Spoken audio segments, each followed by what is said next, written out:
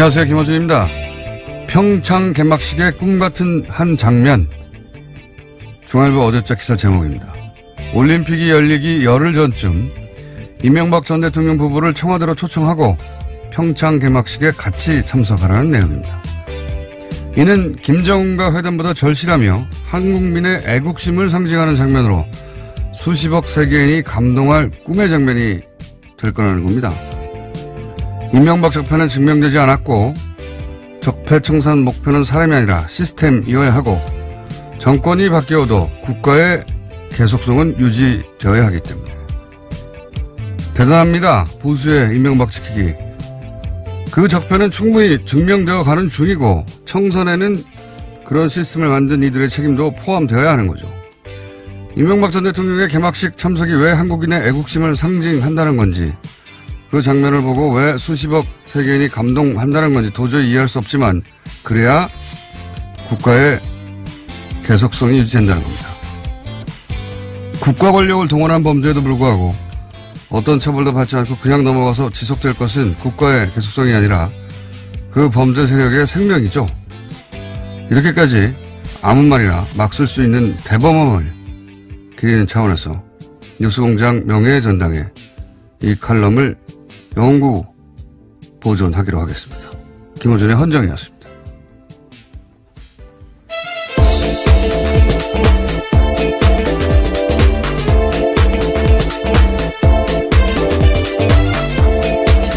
시사인의 김은지입니다. 대단한 칼럼 아닙니까? 네, 정말 놀랍네요.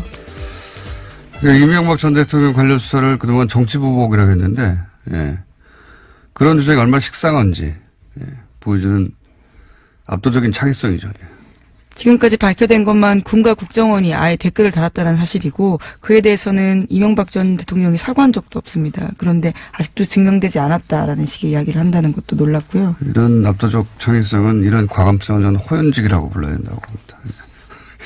예. 상상력 말하니까 생각나는 건데, 요즘 1987 영화가 화제가 돼가지고 탁 치니까 억하고 죽었다 하는 당시 경찰 발표. 네, 치안본부 발표였죠. 발표도 화제인데, 이걸 패러디하는 것 중에 제가 본 것 중에 제일 재밌었던 것은 박근혜가 탁 치니 억 내놓는 국정원, 이게 있어요. 근데 이 패러디가 예, 쌍벽을, 특수활동비 관련된 이야기죠. 예, 그렇게 패러디한 건데 쌍벽을 이룰 정도로, 예. 보수의 상상력을 보여주마. 그런 표효와 같은 그런 칼럼이 아니겠나. 이걸 패러디한 것도 있어요. 이 기사. 청송교도소의 꿈같은 장면. 김정은 핵폐기보다 절실한 국민 영원, 이런 똑같이 패러디한 것도 있는데, 기왕 이렇게 된 건 뉴스공장에 이제 청취자 여러분들이 그날 선정한, 이건 보관해둬야 된다 하는 오늘의 기사 저희한테 보내주시면 그중에 하나씩 선정해가지고 페이스북에 저희가 명예의 전당을 만들겠습니다. 그래서 매달 장원도 뽑고, 예, 연말에 왕중왕전 하고. 이 기사는 읽자마자 이게 보관해야 되겠다, 따로. 그런 생각이 들었습니다. 자, 첫 번째 뉴스는요. 네, 정호영 전 BBK 특검팀이 밝혀낸 다스 비자금 전체 규모가 120억 원을 넘는다라는 뉴스인데요. 여러 검찰 관계자를 인용해서 오늘 아침 한겨레 신문이 보도했습니다. 정호영 특검팀은 지난 5일에 특검 수사 당시에는 120억 원 외에 다른 자금 발견된 사실이 없었다라고 밝힌 바 있는데요. 이와 배치되는 내용입니다. 그러니까 거짓 해명했다라고 의혹을 제기하고 있는데요.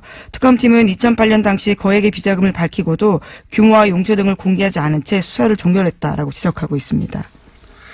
이게 이제 동부지검에서 현재 2008년에 특검하고 종결된 사안을 다시 들여다보고 있는데, 이 동부지검 수사팀이 밝혀낸 게 아니라 그때 2008년 이미 밝혀진 내용이 당시 이미 120보다 훨씬 큰 금액이 나왔는데 그걸 덮었다는 걸 최근에 자료를 확인하다가 현재 수사팀이 알아낸 거죠. 예. 네, 그래서 검찰 관계자 말을 다양하게 인용하고 있는데 전체 규모는 120억 원보다 훨씬 컸다면서 이것은 추정이나 주장이 아니라 당시 수사 과정에서 나온 거다라고 강조하고 있습니다. 그러니까요.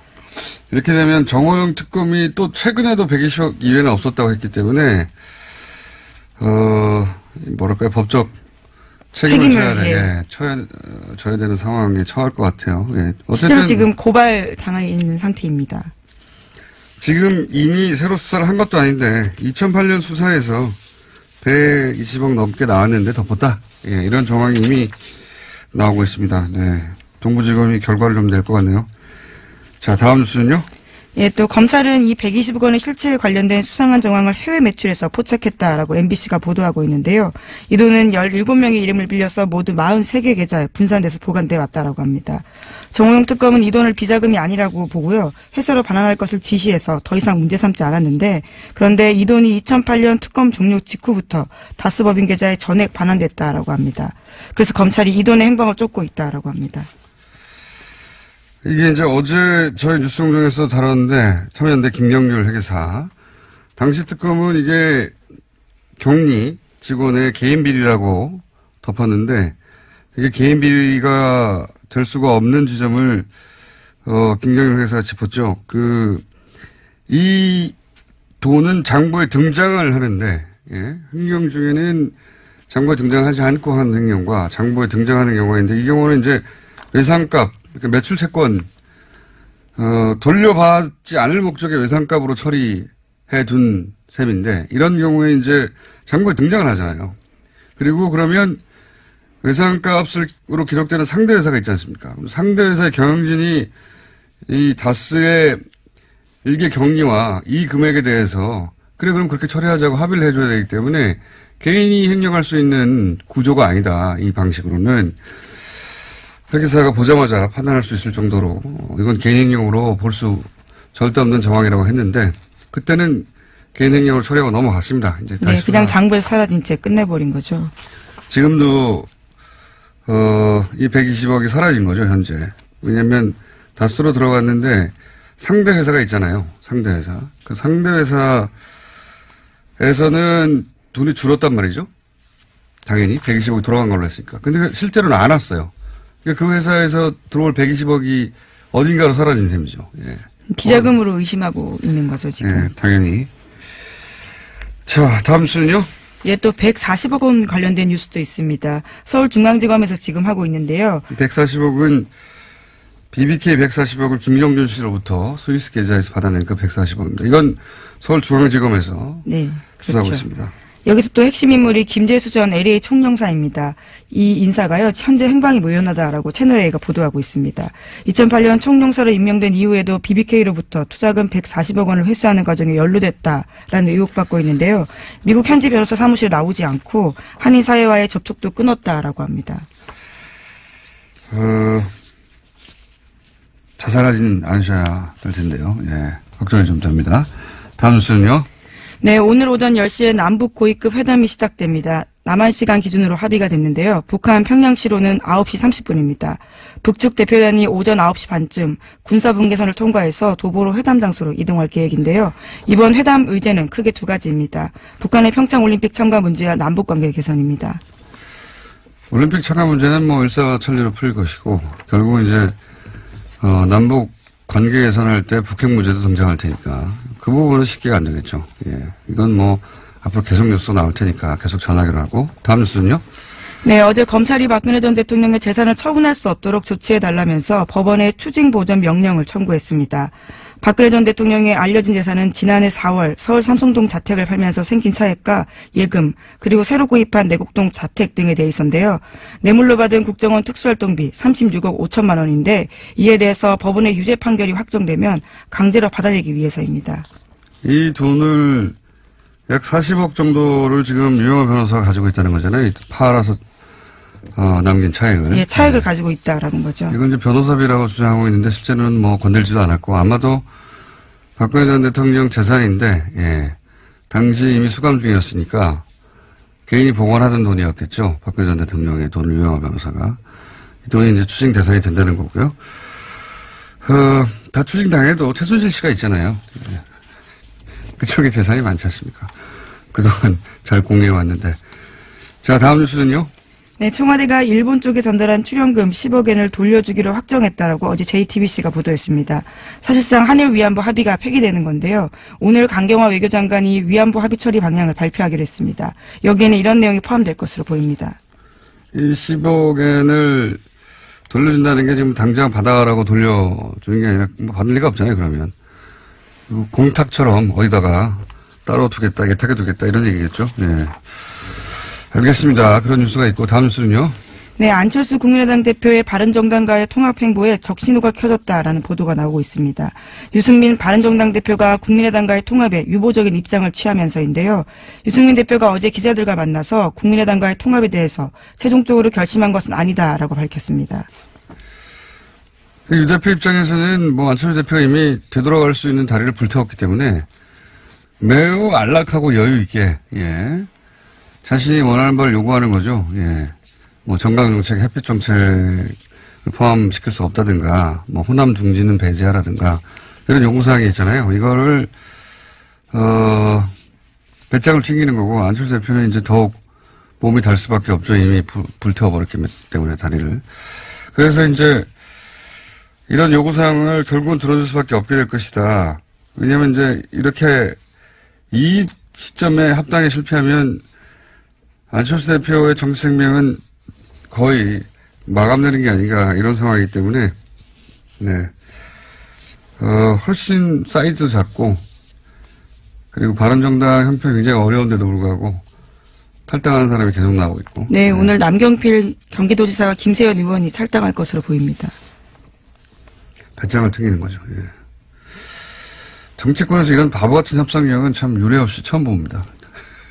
자, 다음 뉴스는요. 네, 어제도 박근혜 전 대통령의 박근혜 없는 재판이 진행됐습니다. 여기에 조원동 전 청와대 경제수석이 증인으로 나왔는데요. 박근혜 전 대통령에게 CJ 이미경 부회장 퇴진을 요구하는 취지의 지시를 받고 이를 CJ 쪽에다가 VIP 뜻이라고 전달했다고 법정에서 증언했습니다. 그러자 박근혜 전 대통령으로부터 왜 그렇게 일을 처리했냐라는 질책도 받았다라고 주장했습니다. 요거는 벌써 거의 1년 가까이 된 뉴스의 후속이네요. 네. 당시 이제 박근혜 전 대통령이 CJ 그룹 회장은 단체장에서 물러나고 부회장은 경영에 손을 떼라 이런 요구를 했다. 이런 보도가 있었고. 네, 송경식 CJ 회장이 대한상공회의소 회장이었는데 거기서 물러나라라는 겁니다. 그리고 이제 이미경 부회장은 경영에 손 떼라 이거죠. 예. 원래 보수가 항상 얘기하는 게 이제 자유시장 경제 체제 이렇게 얘기하는데 원래 보수가 이제 자유 시장을 얘기할 때는 부자들이 자기들 마음대로 하게 달라는 거죠. 그런 자유화 시장인데 그런데 이 박근혜 정부 사고방식은 거기에도 미치지 못해요. 예. 왕이나 할 수 있는 거죠. 예. 사기업의 오너한테 손떼 이런 얘기를 할 수 있다고 하는 발상도 황당한데 그게 실행됐다는 거 아닙니까? 네, 구체적인 말을 보면 더 놀라운데요. 이렇게 이야기합니다. 회장님 너무 늦으면 저희가 진짜 난리가 납니다. 지금도 이미 늦었을지도 모릅니다. 수사까지 안 갔으면 좋겠다는 생각입니다. 라고요. 네, 협박한 거죠. 반도라고. 더욱 황당한 건 이걸 지시한 실질적인 주체가 최순실 씨 아니겠는가. 이게 작년 4월쯤에 이미 나왔거든요. 법정에서. 최순실이 CJ 이미경 부회장을 향해서 만든 영화가 좌파 성향이라 XX 같은 년이라는. 아니, 그 마지막 말도 X 하셔야 될 것 같은데요. 차은택 씨가 진술한 법정 문서에 나온 얘기예요. 예, 제가 한 말이 아니라. 예, 법정에 공개된 진술입니다, 이게. 근데 이제, 이 영화 두 편인가 변호인이나 이런 영화 때문이 아니라, 왜냐면 CJ는 정반대로 소위 이제 국뽕이라고 하는 영화도 제작을 했었거든요. 그 이유보다는 당시 이제 나왔던 보도를 종합하면 이미경 부회장이 가지고 있던 문화계 내에서 영향력, 예, 또는 한류의 중심으로서의 문화계 영향력을 그 자리를 차은택 등을 내세워서 최순실 씨가 접수하려고 했던 거 아니냐. 이런 보도가 나왔었죠. 예. 네, 물론 어제 법정에서도요, 박근혜 전 대통령 쪽에서는 이렇게 방어했습니다. 이미경 부회장이 CJ를 잘 이끌고 갈지에 대한 우려였지 경영에서 물러나게 하라고 한 건 아니었다라고요. 근데 조원동 수석 이야기는 물러나라고 했다고 하니까요. 예. 하여튼 1년 전 이야기인데 다시 그 당사자가 나와서 법정에서 증언을 했고 사실 1년 전쯤에 법정 진술 차은택 씨 진술서에 공개된 바에 따르면 구체적인 정황이 또 나왔긴 했었죠. 그게 이제 1년 후에 이제 다시 당사자 증언으로 보도가 된 거고요. 오늘은 여기까지 해야 될 것 같습니다. 오늘 미니가 하나 있어가지고. 시사인의 김은지였습니다. 감사합니다. 네. 바로 이어서 최남수 신임 YTN 사장이 노사 합의를 파기했다 하는 논란에 지금 휩싸였습니다. 해직기자 출신자 노정면 부장을 보도국장에 지명하기로 노조와 합의를 해놓고 번복했다. 이런 이야기를 지금 노조에서 하고 있는데요. 언론노조 YTN 지부 권준리 사무국장 연결해서 이게 어떤 문제인지 입장을 들어보겠습니다. 안녕하세요, 사무국장님. 네, 안녕하십니까. 네. 이게 이제 약속을 파기했다는 건데 핵심 골자는, 당시 보도에 따르면은 최남수 사장 내정자, 그리고 YTN 박진수 지부장, 그리고 언론노조에서 언론노조 김한균 위원장, 3자가 만나서 합의를 했다면서요? 합의 내용이 뭐였습니까? 간단하게 정리해주세요. 네. 그 합의문에 보면은 7개 조항이 있는데요. 크게 적폐청산, 그리고 보도국 독립, 또 보도국 개혁 약속했고요. 간단히 설명드리면 적폐청산기구 설립하고 또 개혁적인 인사, 조직 혁신도 하겠다고 합의했습니다. 특히 중요한 게 보도국 독립 조항인데요. 이 부분 조항을 한번 읽어드리겠습니다. 사항에 보면 경영과 보도의 분리는 언론의 독립성, 공정성 실현을 위한 기본 전제임을 인식하고 사장은 보도국이 보도국장 책임하에 독립적으로 운영될 수 있도록 보장하고 지원한다라고 되어 있습니다. 또 합의문에 직접 담기지는 않았지만 이 보도국 독립을 위해서는 누가 보도국장을 맡느냐도 중요하지 않습니까? 그래서 보도국장 내정을 누구로 할 건지도 구두로 합의가 돼 있었습니다. 구두로 합의가 돼 있었다고요? 네네, 그렇습니다. 이게 이제 문서로 합의된 내용은 다 공개됐는데 네. 지금 문제가 되는 것은 그 당시 3자, 사장 그리고 YTN 노조 그리고 언론 노조 이렇게 3자가 만나서 구두로 뭔가를 합의를 했는데 그 합의를 지금 안 지킨다. 이게 문제인 거죠? 그렇습니다. 좀 더 구체적으로는 그 보도국장 내정자에 대해서 말을 바꾼 건데요. 당초에는 1월 3일까지 노종면 기자를 보도국장으로 내정하겠다고 했다가 지금 와서는 내가 언제 그랬나 이렇게 발뺌을 하고 있는 겁니다. 일단 저희가 어제 사장, 최남수 신임 사장이 직접 기자회견을 했기 때문에 그 대목을 잠깐 들어보겠습니다. 긍정적으로 해석될 수 있는 여지를 준 것은 인정합니다. 하지만 확정적 입장을 밝힌 것은 아니며 추후 알려주겠다고 약속한 것입니다. 네, 요 대목이 바로 노정면 그 부장을 보도국장으로 지명한 것에 대해서 긍정적인 사인을 줬지만 확정하지는 않았다. 이렇게 해명하고 있거든요. 여기에 대해 노조 입장은 뭡니까? 굉장히 절망적입니다, 사실. 이 언론노조가 이때 당시 협상을 중재를 했었거든요. 그러니까 그 YTN 지부와 최남수 사장 둘만 있었던 게 아닙니다. 중재자가 있었다는 건 이 협상에 대해서 가운데 지점에서 과연 누구 말이 앞으로 틀릴 건지 또 합의가 제대로 되는지 이걸 지켜보겠다는 거 아니겠습니까? 그리고 그 당시에 협상이 있었던 게 12월 24일이었는데요. 그 협상이 얼마나 엄중한 협상이었냐면요. 최남수 씨가 그 주총을 앞두고 사장이 되느냐 마느냐를 결정한 아주 엄중한 협상이었습니다. 그런데 거기서 긍정적으로 해석될 여지를 준 건 사실이다. 이 부분은 한번 다 같이 들어보시는 게 좋을 것 같은데요. 저희가 당시 협상장에서 녹음한 게 있습니다. 미리 설명드릴 건 이 녹취 파일은 저희가 몰래 한 게 아니고요.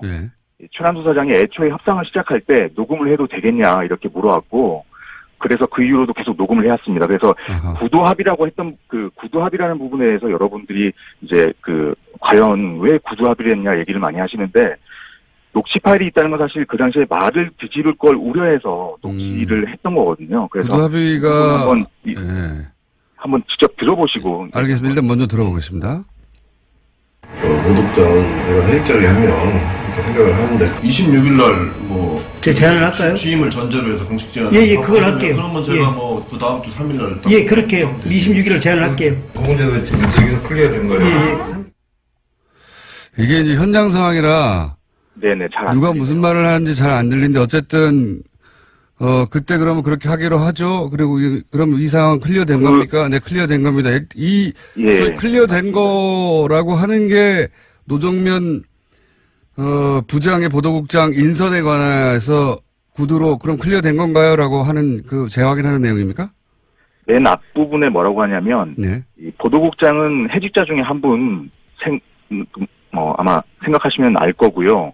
그리고 노동조합에서 보도국장 내정 요청을 12월 26일 날 하면 1월 3일에 그런 답을 하겠다라고 얘기를 합니다.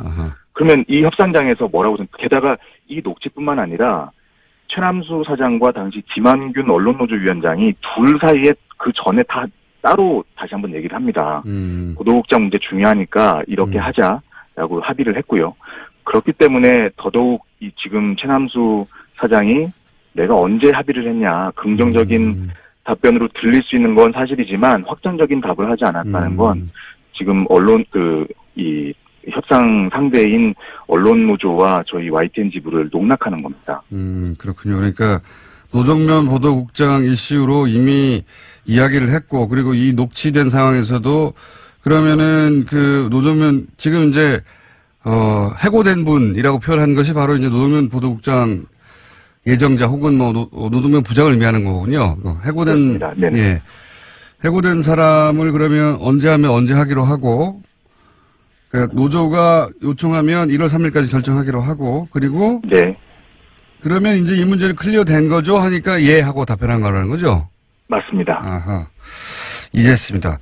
그런데 이제 지금 그 약속을 지키지 않는다고 노조에서는 최남수 신임 YTN 사장의 출근을 저지하기 시작한 거죠, 지금 상황이? 네, 어제부터 저희가 그 출근 저지에 들어갔고요. 오늘 이틀째 출근 저지를 하고 있습니다, 지금 현재.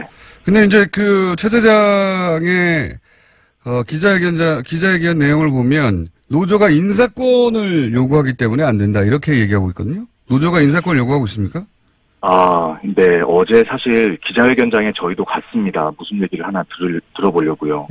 그래서 지금 얘기를 들어보니까 노조가 사장의 인사권을 가져가서 사장을 고립시키고 결국 낙마시키려고 한다. 그렇기 때문에 이 보도국장 문제도 인정해줄 수 없는 거다 이렇게 얘기를 하고 있습니다. 그런데 어제 기자회견장에서 저희가 질문했습니다. 노동조합이나 노정면 기자가 사장에게 인사권을 달라고 요구한 사실이 있냐? 물어봤더니 답을 못합니다. 왜냐하면 그런 사실이 없기 때문입니다. 그러면 왜 인사권이 문제냐 그랬더니 최근에 저희 혁신 TF팀에서 혁신안을 내놨는데 그 혁신안에 보면 보도국장에게 인사권을 주는 내용이 담겨 있다고 얘기를 합니다.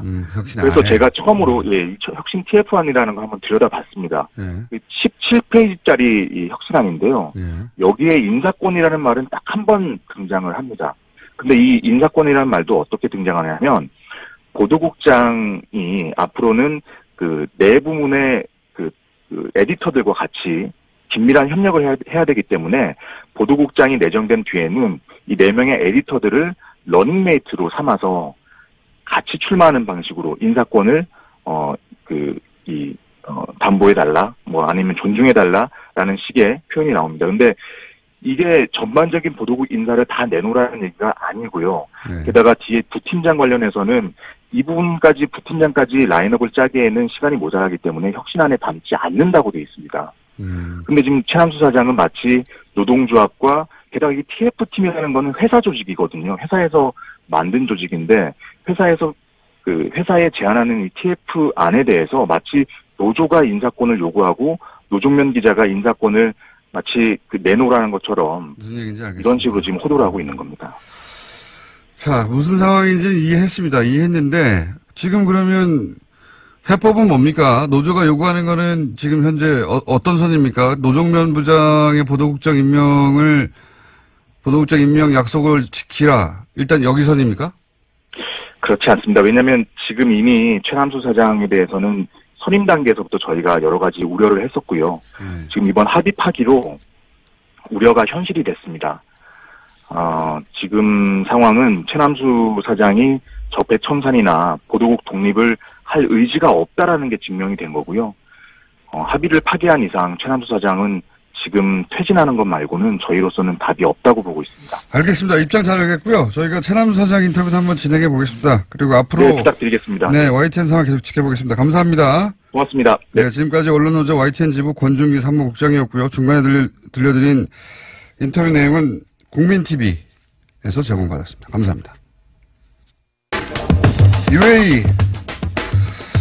이 문제 굉장히 어지럽게 진행되어 왔는데 거의 이야기가 마무리되는 것 같습니다. 칼둔 아부다비 행정청장이 어제 방한했기 때문이기도 하고, 그리고 또 한편으로는 김종대 의원이 제기했던 군사협력 논란도 거의 실체가 드러나면서 이제 UAE 건은 끝이 나고 있는 것 같습니다. 오늘 그래서 이 UAE 건을 일괄해서 한번 정리해 보겠습니다.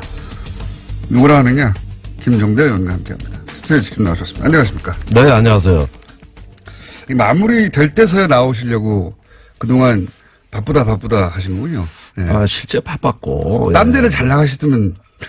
아니, 이제 이쪽으로 자주 나올 테니까 너무 서운해하지 마시고. 바쁘다고 하시면서 딴 데는 인터뷰를 엄청 많이 해요. 예. 근데 저희하고는 안 하시고. 예. 아, 여기는 이제 본무대고 그쪽은 이제 예비무대.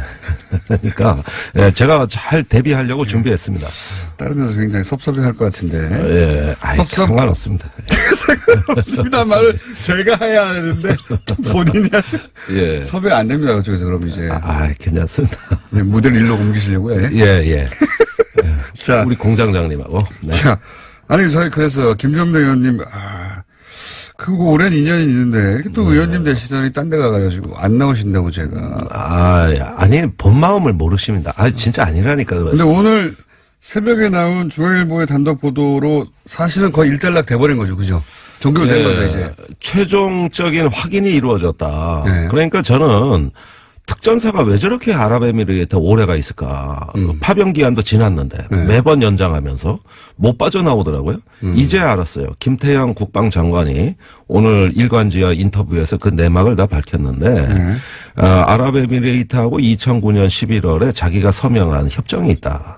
거기에 우리가 군사 동맹국끼리나 체결하는 아랍에미리트의 유사시 자동 개입 조항까지 넣었다. 여기서 자동 개입이라는 거는 이제 아랍에미리트가 뭐 중동과 관련 중동 지역에서 무슨 전쟁이 났다거나 또는 뭐 침략을 받았다거나 뭐 하여튼 그럴 경우에 우리가 군대를 파견해야 된다는 소리죠. 한마디로. 그런데 미리 파견을 해놓으면 이걸 인계철선이라고 합니다. 와이어 트랩이라고. 그렇죠. 우리 주한미군이 한반도에 와 있는 게 자동 개입되는 그 통로잖아요. 근데 한미 상호방위조약에도 자동 개입 조항은 없어요. 근데 여긴 있대. 군대도 파병했다는 거예요? 지금 그러면 아크 부대가 전시에 그 전투 요원이 된다는 게 아니라 전시가 발생하면 우리가 추가로 파병을 해야 한다는 거죠. 그렇죠. 그러니까 우리도 똑같이 공격받은 것과 진배 없는 이런 상황입니다. 그러니까 UAE가 공격을 받으면 그것을 우리가 공격받은 것으로 간주해서 개입한다. 예. 이걸 자동 개입이라고 합니다. 이걸 자동 개입이라고 하는데 보통 왜요? 이런 정도의 국군 파병이나 이런 어떤 그 상호 방위 협정을 맺을 때는 이건 헌법에서 이건 중대한 안전 보장에 영향이 크기 때문에 우리가 전쟁에 개입되는 건데요. 반드시 조약으로 체결해 국회 비준을 받으라고 돼 있어요. 그런데 국회 비준을 피하기 위해서 비밀 양해각서로 이걸 체결했다. 2009년에. 양해각서라는 건 흔히 말하는 MOU고. 그죠? MOU죠. 예, 그러니까 일부러 MOU의 형태로 만드는 거군요, 이게. 예, UAE가 최초에는 조약을 요구했습니다. 당연히. 예. 근데 조약은 드러나니까. 그쵸. 국회 비밀로 할 수가 없거든요. 그러니까 국회 눈을 피하기 위해서는 양해각서로 수준을 낮추되 내용은 다 담은 거예요. 그게 원전 계약 한 달 전. 그러니까 2009년 12월에 원전 계약을 했는데 한 달 전인 11월에 UAE하고 내가 체결했다. 내가 사인을 했다.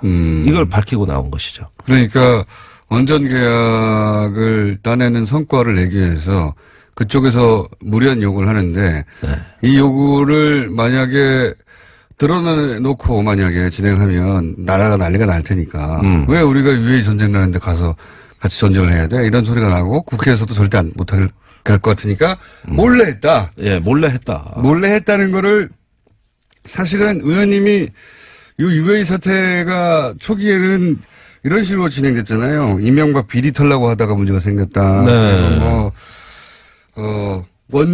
탈원전 정책 때문에 UAE가 싫어한다. 이런 얘기로 그래서 이제 자유한국당이 막 공격하다가 이 물꼬를 완전히 틀어버린 게 의원님이에요. 그거 아니야. 잘 모르네. 그게 아니야. 군사야, 군사. 이렇게. 예, 그렇습니다. 예. 이거 어떻게 하셨어요, 처음에? 이런 뭔가 아주 문제가 되는 군사 협력이 있고 그게 지금 틀어져서 이게 이런 식으로. 그거 소스를 많이 궁금해 하시는데 우연히 알게 됐어요. 아니 연말에 왜 국방부의 국제협력관 또 전력자원계획관 이런 어떤 그 군사협력에 관계된 부서들이 네. 실무자들이 다 UAE 갔다는 거예요. 당시 그러니까 2009년 당시에 아니 최근에. 그러니까 탈이 난 게 최근이니까. 최근에 그때 약속한 협정을 예. 지금 지키지 못해 난리가 난 겁니다. 예. 그러니까 도저히 지킬 수가 없거든요. 이건 완전히 국내법 위반이니까. 그렇죠. 지킬 수가 없죠. 그래서 임종석 실장이 막 그때 UAE 갔다는 얘기도 들리고 국방부가 막 주요 참모들이 다 수행했고 그리고 처음 간 게 아니라 지지난달 계속 갔더라고요. 그렇죠. 국방장관 갔다가 비서실장 또 가고 막. 네. 네. 그래서 UAE에 무슨 일이 일어난 거냐. 도대체 실무자들이 왜 국방부가 가냐. 원전이 있는데 국방부가 왜 가지? 왜 가지? 이래가지고 알아보니까 MOU 하나가 탈이 났다. 지난 정부에서 체결한 게. 그 총 6건인데 그 주 때는 확인을 못했죠. 그래서 뭔가 있구나. 이래가지고 이거는 군사협정 지난 정부의 MOU가 탈이 난 거라고 신문에 칼럼을 썼어요. 네. 그게 일파만파 확산됐습니다. 일파만파 확산됐다는 거는 제가 해야 되는 표현인데 의원님이 자기가 써놓고 자기가 일파만파 확산됐다. 마치 다른 사람의 기사가 일파만파 된 것처럼. 이래서 제가 네. 비호감도가 높아요. 정치 해보면 인지도는 높은데 그런데 네. 아직 비례니까 관리 잘하세요. 네. 네, 기회는 남았죠. 그런데 그 칼럼을 내보내는 순간 이제 전직 퇴직자들의 구체적 제보가 들어오기 시작했습니다. 당시에 외교 근데 제가 궁금한 건 여기서 그 칼럼을 쓰실 때 사실은 지금 현재 밝혀지고 있는 내용을 거의 전망하다시피 하면서 쓰셨어요. 그렇습니다. 그걸 어떻게 아셨냐고 그죠? 자, MOU가 탈이 났다는 한마디였어요. MOU가 탈이 났다는 그다음에 한마디. 국방부가 거의 UAE 가서 살다시피 한다. 네. 장관이 갔다. 실장이 갔다. 이건 UAE 원전이 아니라 지난 정부에 분명히 지키지 못할 약속을 UAE에 해줬다. 네. 군사적인 면에서. 네. 그거는 원전을 팔 때 끼워 판 거다. 비겁한 거다. 네. 그러니까 군사력에 군사력을 끼워 팜으로써 프랑스로 거의 넘어갔던 원전을 한국으로 뒤집은 사건이다. 네. 그리고 제가 8년간 UAE와 군사협력에 관한 탐사 기사를 가장 많이 쓴 언론인이었어요. 맞습니다. 예. 당시 이제 군사 잡지를 운영하고 계셨기 때문에. 디펜스 21요. 예. 거기에 UAE 원전 의혹, 아크 부대 파병 의혹, 이거는 제가 제일 많이 썼거든요. 전문가였었죠. 맞습니다. 계속 축적해왔던 거예요. 그런데 탈이 났다는 그 한마디가 꽂힌 겁니다. 이건 뭔가 있다. 그래서 지난 8년간의 기사와 추적이었던 거에 합쳐져가지고 네, 드디어 터졌구나. 다 털었죠. 퇴직자들까지 전부 다.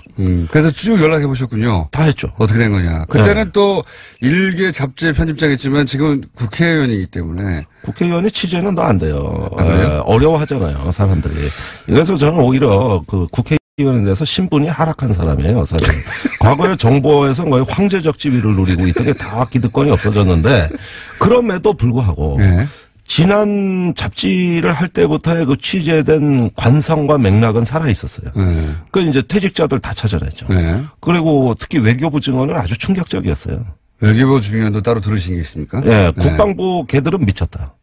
그때 당시 협정을 김태형 장관이 체결했는데 네. 그 사인된 거를 영문으로 체결한 거를 네. 국문으로 번역한 게 외교부예요. 네. 근데 번역하면서 이건 미친 짓이다. 이걸 어떻게 했냐, 이 국방부가 거기 가서. 아니 헌정일에 남의 나라 안보를 상호방위 협정을 체결해 준 건 이거 한 건밖에 없습니다. 우리나라에서. 네. 당연하죠. 우리나라가 다른 나라 전쟁 났는데 왜 개입을 합니까? 나 미쳐 진짜. 미쳐. 아니 아랍에미레이트 나라하고 국민들 몰래 형제국이 됐더라고. 국민들 몰래. 네. 원전 때문에. 그리고 군사적인 건 모든 걸 다 보장해 준다는 거예요. 국군 파병. 국군 파병. UAE군 교육훈련. 교육훈련. 그 다음에 군수 물자 장비 지원. 장비 지원. 그 다음에 방위산업 군사기술 그 지원. 그러니까 사실 UAE에 거의 군대를 세워주는 거네요. 군대를 거의 만들어주는 그러니까요. 거예요. 네.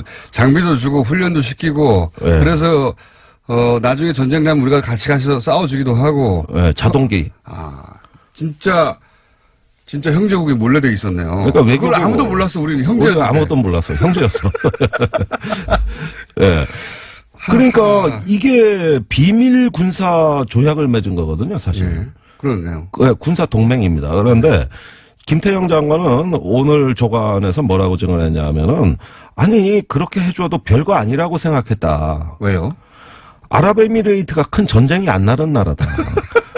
그런데 지금 예멘 내전에 개입해가지고 난리 났어요. 2015년부터 예멘 반군이 그렇죠. UAE의 원전에다 우리 미사일 발사해버리겠다. 이렇게 협박하고 있어요. 예멘이 바로 옆 나라거든요, 지금. 예, 무슨 분쟁이 없어 지금 난리인데. 그래서 그러면 혹시 UAE가 아니 여기 분쟁 나서 우리가 지금 굉장히 위험한 상황인데 당신들 지금 군사적 지원 왜 안 하냐 이런 요구를 혹시 한 겁니다. 뒤로 한 거군요. 뒤로. 예, 한 거예요. 그러니까 여기 했다는 거는 이제 추정이시죠? 아닙니다. 여기서 이제 국방부 관계자들이 예. 부인을 못하고 제 주장을 반박해봐라 하고 제가 다그치잖아요. 그런데 부인을 못한 게 뭐냐면 지난 정부에도 이명박 정부에서 5건, 네.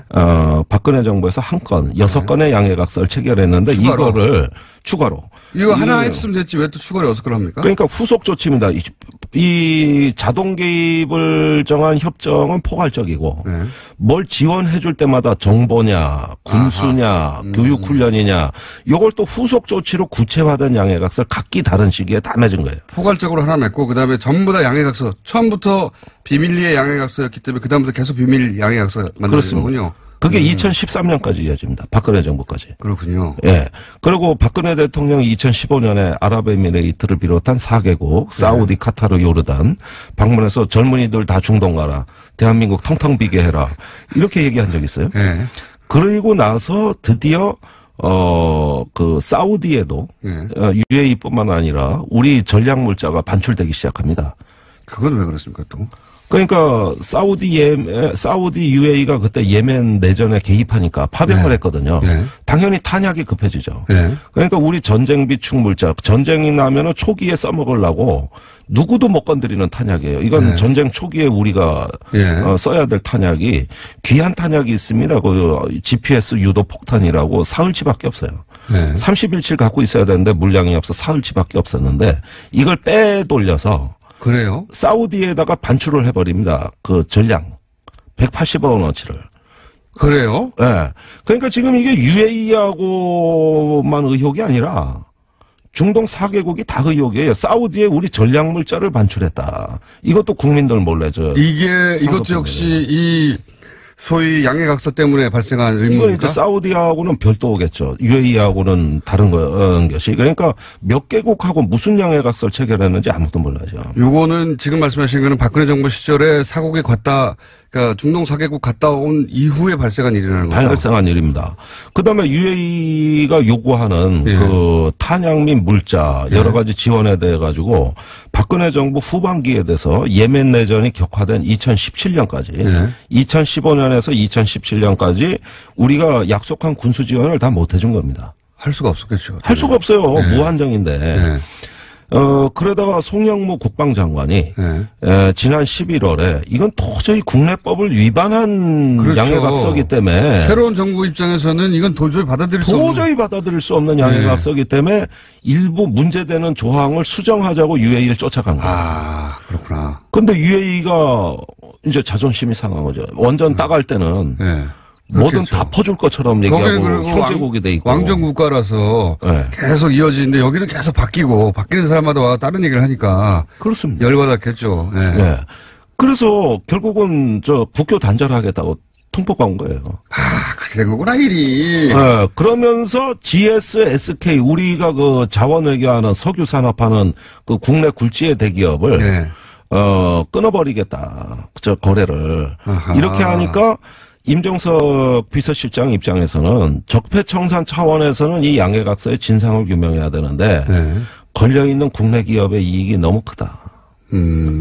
이래서 수습하는 방향으로 거꾸로 선회한 겁니다, 이게. 이해가 갔습니다. 이게 결국은 김종대 의원이 되시기 전에 오랫동안 운영해왔던 그 국방 잡지 디펜스 21이었던가요? 아무도 안 보는. 그래서 결국 망했어요.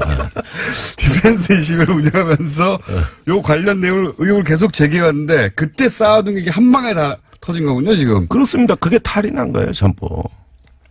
아니, 제 말은 그때 쌓아둔 김종대 의원의 어떤 지식이 이 기회에 한 번에 터지면서. 한 번에 터지죠. 정부도 해결 못한 것을 의원님 혼자 지금 다 해결한 거 아닙니까? 이게 아니, 이렇게 된 거라고 쫙 풀어서. 자유한국당이 청와대 앞에 가서 시위를 하면서 진상규명하려는 거예요. 네. 그러는데 이게 진상이다. 제가 밝혀준 겁니다. 그러니까요. 이게 진상이다. 자유한국당이 요즘 국정조사 하자는 얘기 없어져 버렸어요. 없어져 버렸어요. 그러니까 이번엔 또 밝혔다고 또 난리예요. 밝혔다고 어디서 그 정보를. 밝혀달라 그래서 어디서 얻었냐 그래서 정보를. 아니 외교부 국방부 퇴직자들 다 만났다. 그래서 아니 공부해서 밝혔는데 그 노회찬 대표 말대로라면은 공부 안 하는 학생이 시험 문제 유출됐다고 난리치더라는 거예요. 그러더니 또 자유한국당이 이렇게 밝혀드리니까 말을 또 바꾸는 겁니다. 이제는 국정조사 하자는 말을 안 해요. 국정조사 하자는 얘기 안 하고 국회 운영위를 열어가지고 예. 임종석 실장한테 얘기를 들어보자. 그러니까 예. 원래 조사하자고 하다가 갔다 온 사람 말 좀 들어보자 이렇게 바뀌었어요. 예. 바뀌었습니다. 결국은 오늘 보수 언론이라든가 자유한국당은 UAE하고 수습 잘하자 이런 논조예요. 아니 누가 의혹을 제기했는데 거기서 의혹 제기를 안 했으면 저도 안 밝혔어요. 하도 제가 답답해서 아니 밝히는 그러니까 거예요. 큰 도움을 준 거죠. 그럼요. 거기서 예. 이런 묻혀있던 이게 정말 정부 차원에서 말 못할 내용이거든요. 당연하지 않습니까? 예. 정부 차원은 다른 국가와 맺었던 협정에 물론 이전 정부지만 협정에 관한 내용이고 당사자 국가가 있기 때문에 예. 임종석 실장은 절대 입으로 말을 못했을 거예요. 못하죠. 예. 사우디의, UAE의 왕세제 또 거기 고위 관료들의 체면을 봐준 겁니다. 그건 그분들 이해했습니다. 체면 상대가 있으니까. 근데 제가 한 가지 추가적으로 의문 사항이 있습니다. 이명박 전 대통령이 그 시점에, 바레인에 갔습니다. 네. 그렇죠? 네. 그리고 공교롭게도 바레인에 다녀온 직후 이명박 전 대통령이 두바이 들렸다 갔다는 얘기도 있긴 한데 제가 직접 확인한 건 아닙니다. 저 들은 얘기라. 근데 네.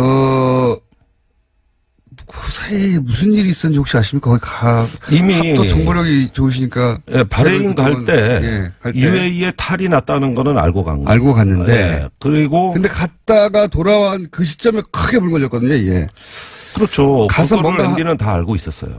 본인이 체결한 거니까요. 예, 본인이 체결한 거고 듣고 네. 있었죠.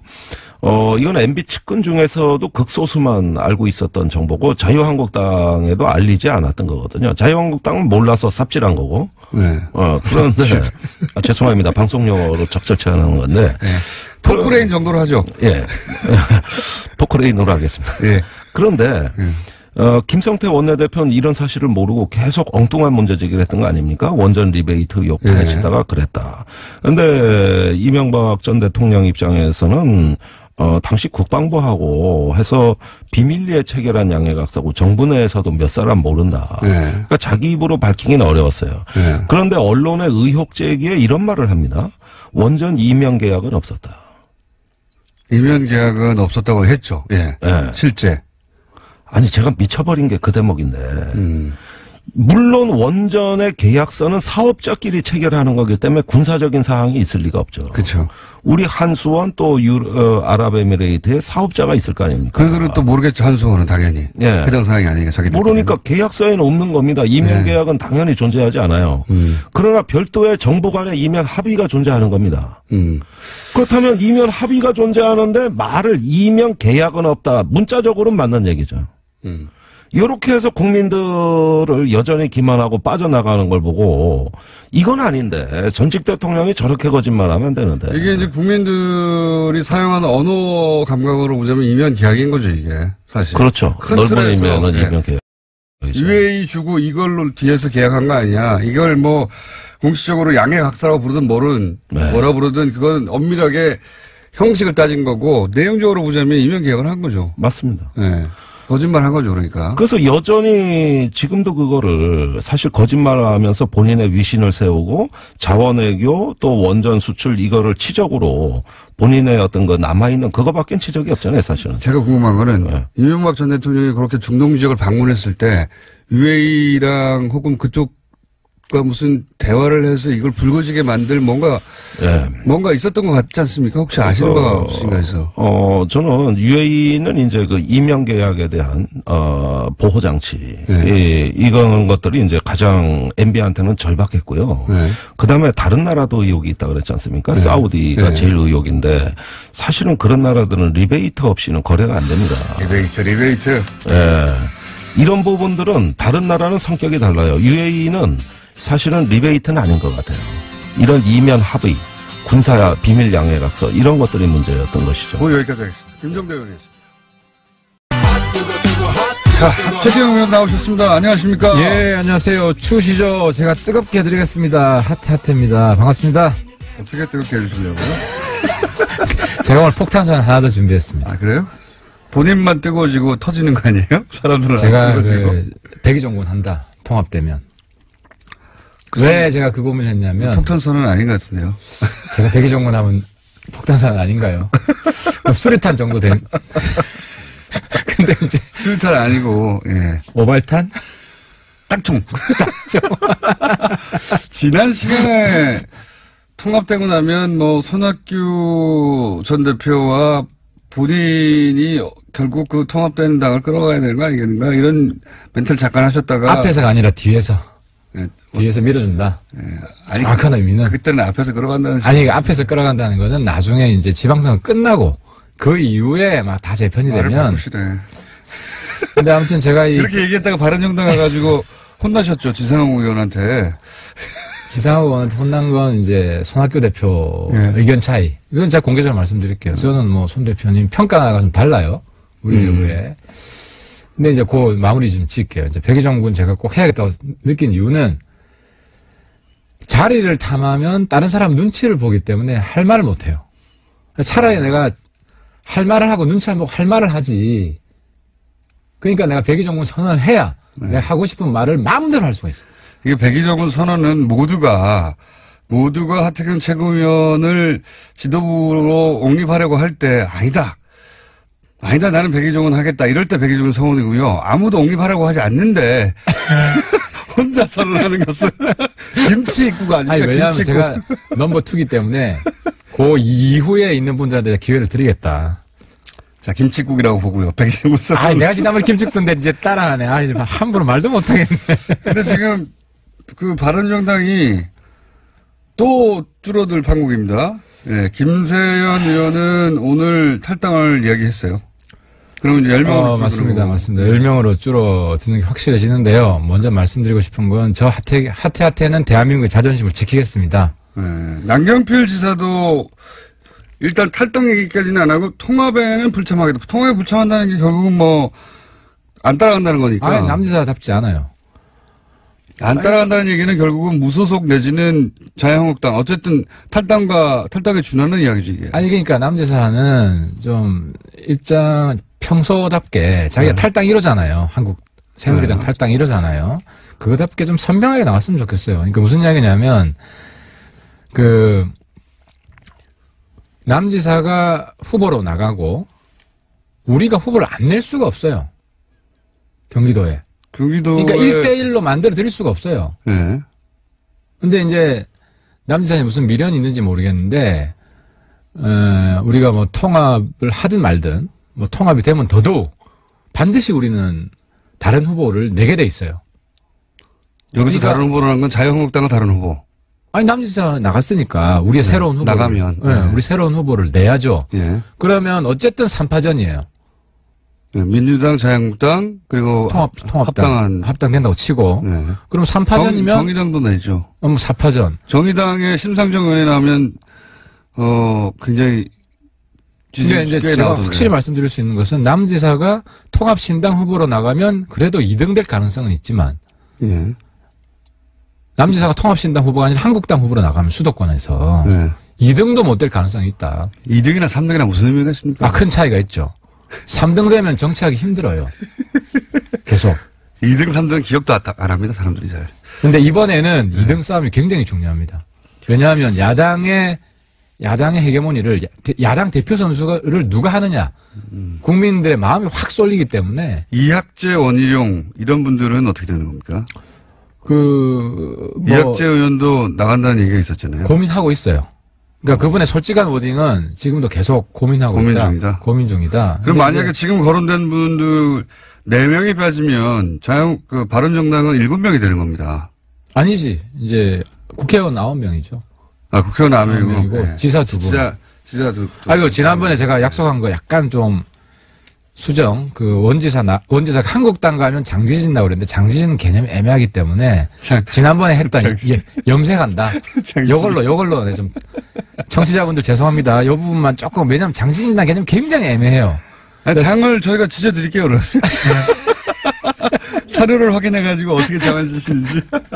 어쨌든, 이게. 머리 지진다. 그렇게 하죠. 사실은 남경필, 원희룡 두 지사 정도가 빠져나가면 지자체장 딱 2분 있는데요. 우리 타격이 크죠. 광역단체장에서는 17개 광역단체에서 2분인데 그 2분이 가지고 있는 상징성도 꽤 크기 때문에 이 2분 빠져나가면 바른정당에 뭐라고 표현했냐면은 지금 이제 국민의당의 합당을 반대하는 분들에서는 이렇게 표현합니다. 합당할 만한 실체가 있느냐. 그 말은 좀 과장되긴 했지만, 부분적인 일리가 있고요. 네. 좀 아프고. 근데 이제, 합당 실체 중에 한 70%는 유승민 같아요. 현재는 그렇게 보입니다. 네, 유승민이 압도적이에요. 야당 대표 선수 중에. 네. 압도적이고, 유승민, 안철수 2사람만 같이 가면, 네. 합당의 시너지 효과는 사라지지는 않는다. 그래서 제가. 좀 축소되겠지만. 요건 잠깐 줄어들 수는 있지만은. 네. 근데 이제 그럼에도 불구하고 남지사야 계속 한국당과 통합을 우선적으로 강조했기 때문에 예측 가능했던 것이고 원지사는 우리가 잡기 위해서 최대한 노력을 하고 있다. 원지사가 거취 문제를 고민하고 있다. 사실 이런 문제는 거취 문제를 고민한다는 말이 나오는 건 이미 남아있지 않겠다. 최소한 무소속으로 가겠다. 이 정도 스탠스 아닙니까? 그런 가능성을 배제할 수는 없는데 우리가 최대한 노력을 해봐야 되죠. 원희룡 지사는 절대 안 나간다고 했는데 나갈 경우 장을 지인다고 했으니까 장 말고 한국당 가면 무소속이면 아니고 그럼 반반 염색하세요. 아니 왜냐하면 이제 원지사 사실 원지사님도 좀 입장을 분명히 할 필요는 있어요. 이제 우리가 통합신당에서 통합신당 지지율이 많이 나오게 해드리는 게 우리 도리죠. 원지사님 의리를 지켜주고 있는데. 네.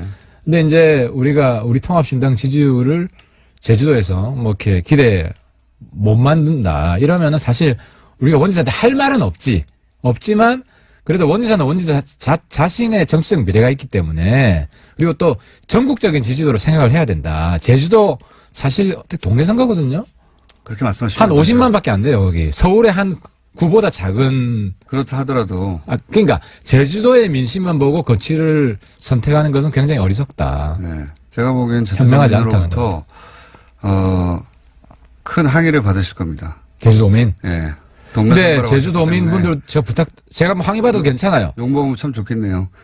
욕 많이 듣고 살고. 근데 제주도민도 원지사를 제주도에 가둬두려고 해서는 안 된다. 언제 가둬두려고 했습니까? 원지사 글로 갔죠. 그러니까 원지사를 더 크게 하려면 네. 원지사가 제주도뿐만 아니라 전국적인 민심 동향을 보고 판단할 수 있게끔 좀 풀어줘야 된다는 거죠. 근데 제주지사를 하려고 그러는데 제주도민의 민심을 봐야 되잖아요. 아니 제주도민들은 자기들의 지사를 대통령 만들고 싶은 마음도 있거든요.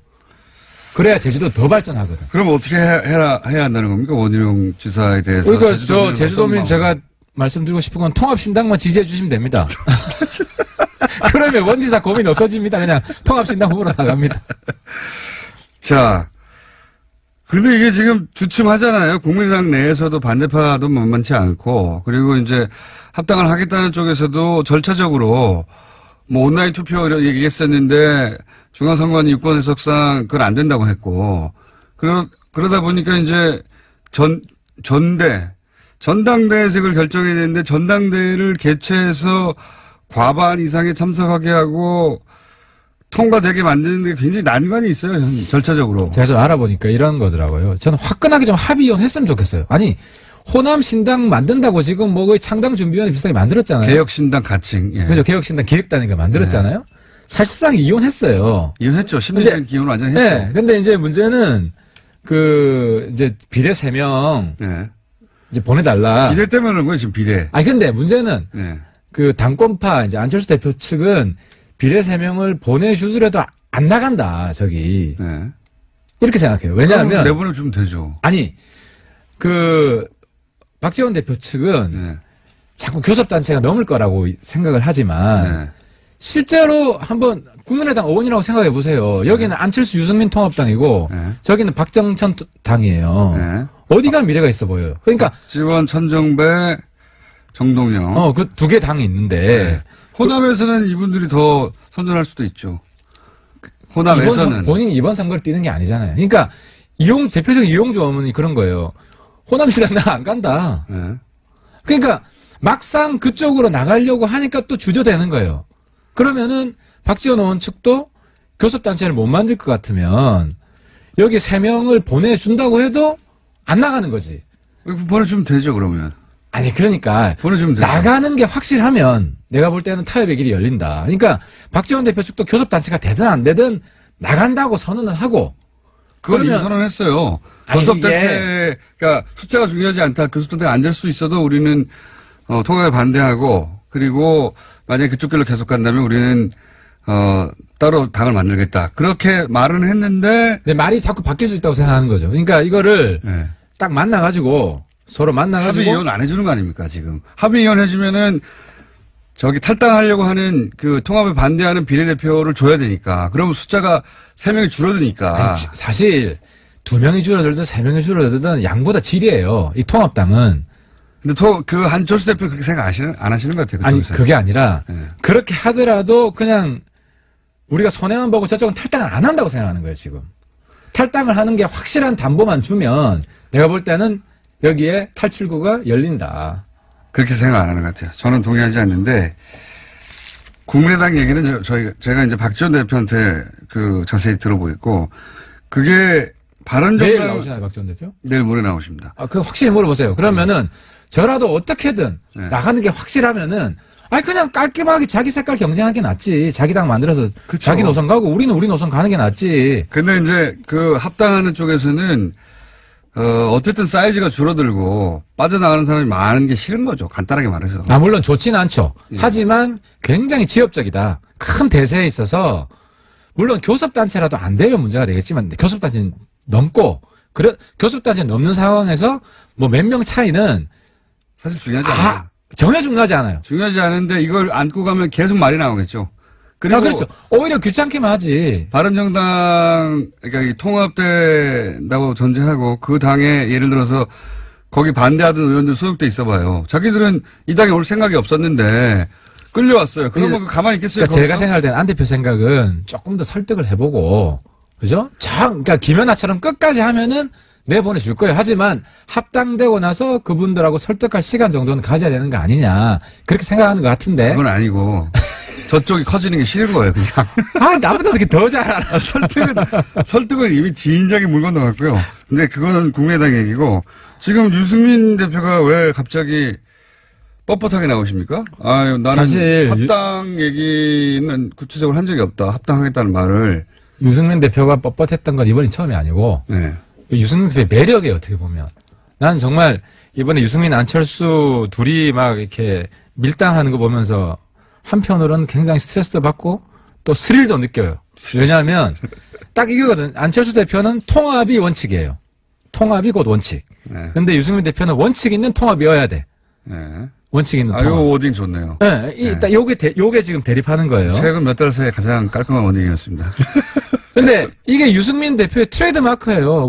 원칙대로 간다, 나는. 여기서 원칙이라는 건, 박지원, 정동영, 천정배는 싫다, 이거 아닙니까? 그렇지. 거기하고 노선이 안 맞다는 거예요. 대단한 원칙도 아니에요. 큰 원칙도 아니야. 그러니까 이거는 서로 확인한 거야. 박지원 대표도 유승민하고 나는 색깔이 다르다. 다르죠. 그렇지. 예. 서로 그거는 합의를 한 거예요. 그러니까요. 유승민이 있는 당에 나는 안 들어간다고 했던 것이고. 그리고 유승민 대표도 박지원 대표하고 몇 분 따라 들어오는 건 난 싫다. 그러니까 딱 박지원 대표요. 네. 심플하게 이야기하면. 그러니까 서로 지금 의사를 확인했기 때문에. 박지원 대표로 상징되는 몇 분이죠. 박지원 대표 딱 한 사람만. 글쎄, 정동영, 천정배는 포함되는지 저는 잘 모르겠어요. 그건 안 물어봤어요. 두 분은 조금 아직 이렇게 부각이 잘 안 돼서. 근데 박지원 대표는 확실하고. 네.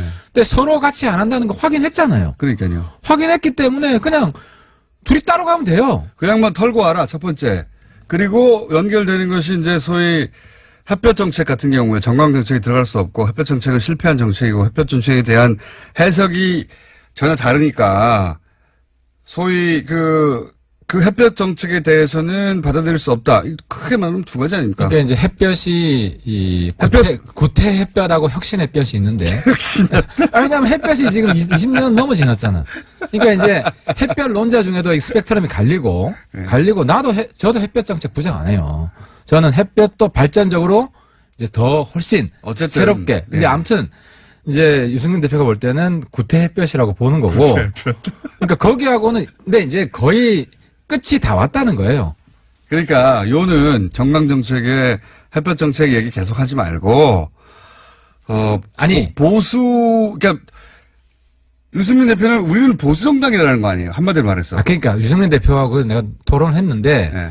개혁 보수하고 개혁 중도까지는 같이 하는 거예요. 그러니까 개혁 보수 밑으로 끌고 들어와 이게 아니야. 안철수 대표 보고 내 밑으로 기어 들어와 이게 아니고 그냥 구태 햇볕만 같이 못한다. 여기까지만 이제 이거예요. 이거 다른 거 하나도 없고. 근데 그건 좀 전에 제가 말씀드린 것처럼 서로 의사를 확인했기 때문에 거기서 이제 오해 이제 호남분들 우리가 햇볕 부정하는 게 아니고요. 6.15 14 인정을 해요. 우리 강령에 돼 있어요. 유승민 대표도 동의한 강령이에요. 그리고 그거는 통합당이 되더라도 6.15 14는 존중하는, 인정하는 걸로 그대로 들어갈 거예요. 그래서 우리가 햇볕을 한국당처럼 전면 부정하는 정당 결코 안 될 겁니다. 그건 뭐 옛날 수구 냉전 정당인데. 보자고요. 유승민 대표가 이번에 북한 대표단 오는 것에 대해서 어떻게 평가했냐면 방점 어디 찍었냐면 북한 대표단 평창 올림픽 참가가 어떻게 북핵 문제를 해결한다는 것이 납득할 수 없다. 방점을 북핵을 해결해야 한다는데 올림픽 참가만으로 되겠는가. 북핵 문제를 해결하지 않는 올림픽 참가가 무슨 의미냐. 이렇게 방점을 북핵 문제에 찍으셨고. 예. 그러니까 유승민 대표가 그 말을 하니까 예. 트럼프 대통령이 또 화답을 했잖아요. 아니 평창 올림픽 이번에 오고 예. 그 다음에는 북핵도 의제로 삼아서. 유승민 대표가 방점으로 찍는 것은. 아니 그러니까 예. 유승민 대표 이야기나 내 이야기도 했는데 이낙연 총리 이야기나 사실 대동소이해요. 절대 더동소이 아니, 그 똑같아. 왜냐면은, 걱정된다. 말리지 마라. 이 정부 너무 순진한 거 아니냐. 그건 너무 좋게 해주시는 거고. 유승민 대표는 북핵이라는 근본적인 문제를 해결하지 않는 한 평창 올림픽 참가 같은 것은 그다지 중요하지 않다. 방점은 북핵 문제를 어떻게 해결할 건지를 그러니까 이야기하기 위한 나머지 수단들이지. 이렇게 설명하면 그런데 이제. 유승민하고 홍준표가 똑같냐, 그럼? 아니, 그러니까 유승민하고 홍준표가 차이는 예. 홍준표 대표는 그래서 대화 체하라 필요 없다 예. 이거고 평창 올림픽 뭐가 중요한데 이거고 유승민 대표는 핵 문제 해결해야 되지만 평창 올림픽도 해야지 이거 대화도 반대 안 한다는 입장이에요. 그게 지금 우리가 수구 보수랑 개혁 보수 차이인데 예. 이제 유승민 대표는 문재인 대통령에 대해 사실 걱정을 많이 했죠. 많이 했는데 내가 문재인 대통령 칭찬해주고 싶은 게 트럼프 대통령 잘 구워 삶아가지고. 네, 잘 구워 삶아가지고. 북한이 평창 오는 거에 대해서 트럼프랑 한마음이 됐잖아요. 예. 한미가 오히려 합쳐지고 또 트럼프는 이번에 정말 큰 정치인이라는 거 보여준 게 김정은이 대화하기로 한 건 내가 압박한 결과다. 큰 정치인이 아니라.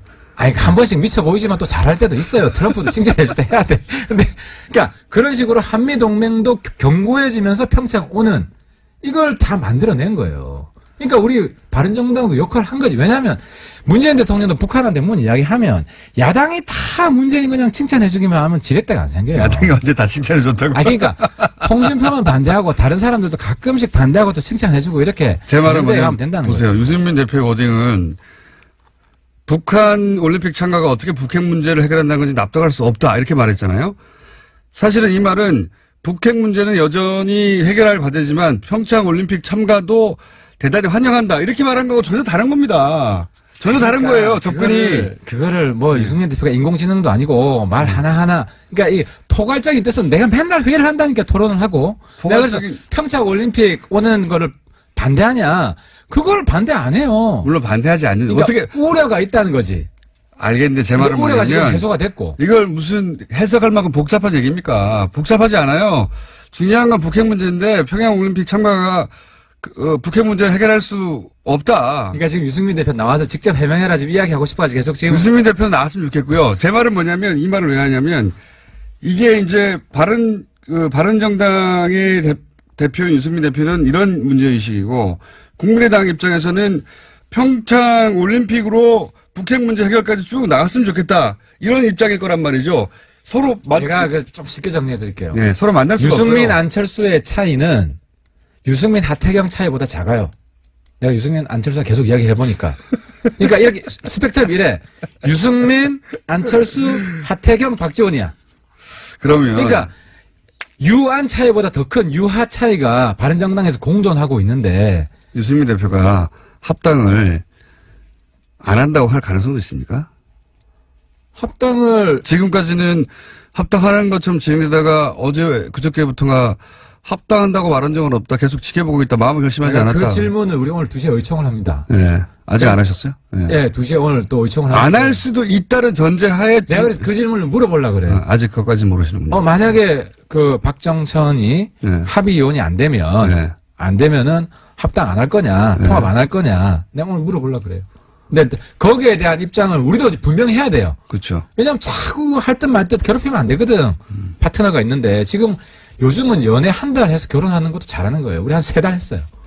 결론을 내야 돼. 박지원 대표로 상징되는 하여튼 그쪽 떨고 그다음에 햇볕 정책에 대한 분명한 그 정강 정책의 입장을 정하지 않으면 합당할 수 없다. 이럴 수도 있다는 거죠. 아니 햇볕 정책은 사실 이슈가 안 되고 이슈가 제가 아니에요? 볼 때는 박지원 대표권인데 근데 네. 박지원 대표권도 뭐 같이 안 간다고 선언했고 그분이 뭐 한 입으로 두말할 뿐도 아니고 정리 먼저 하고 오라는 얘기가 결국 그거 안 하면은 안 하겠다는 얘기죠. 그러니까 그 질문을 하려고 그래요. 먼저 아직. 정리가 안 되면 네. 합당이 되면 박지원 대표는 나가는 게 거의 확실한데 근데 합당되기 전에 먼저 안 나가면 그럼 안 할 거냐. 거기에 대해서 우리 내부에서 아직 진지한 토론을 해본 적이 그럼 없어요. 박지원 대표의 전략은 안 나가면 끝까지 안 나간다. 계속 안 나가면서 합당 반대만 하면 되는 거네요. 그러니까 박지원 대표 본인이 바보 될 생각하면 그런 노선을 취해도 되지. 아니 바보 될 생각 아니죠. 그건 훌륭한 전략이 되는 그러니까 거죠. 유승민 괴롭히는 정치를 하겠다. 자기 정치의 목표가. 그렇다기보다 합당을 안 이루어지게 하는 정치를 하는 거죠. 그러면. 그러면 유승민 대표 또 바뀔 수도 있죠. 안철수 대표는 제가 보기에는 이 과정에서 상처를 너무 많이 입었어요. 손해를 너무 많이 보고. 그 점도 있는데 네. 상황 박지원이라는 거는 완전히 떨쳐버렸다. 이제는 상황 없다. 이런 얻은 것도 있어요. 그러니까 이런 것도 있고. 그래서 어느 거보다 이런 게 훨씬 많은 것 같습니다. 지금. 항상 안철수 대표도 조금 좋은 쪽으로 생각해 주세요. 너무 지금 왜냐면은 다른 제3자가 보기엔 안철수 대표 지금 바닥이야. 더 내려갈 데도 없고 이제는 때려봐야 어째 안철수 대표 키워져요. 땅을 파고 있는 것 같습니다. 지금. 왜냐면 바른정당이 훨씬 작은데 주도권은 바른정당이 지고 있는 것처럼 보이거든요. 완전히. 근데 다른 한편으로 바른정당 우리 위원장들 예. 안철수 대표 굉장히 인기 좋아요. 거기는 인기 지난번에 좋겠죠. 지금 사람을 끌고 올라오려니까 가만히 있는데. 그것뿐만 아니라 예. 지난번에 이제 원외위원장들하고 간담회를 했는데 예. 거의 정치구단이다. 왜 국당에서 그렇게 헤매냐. 정치구단.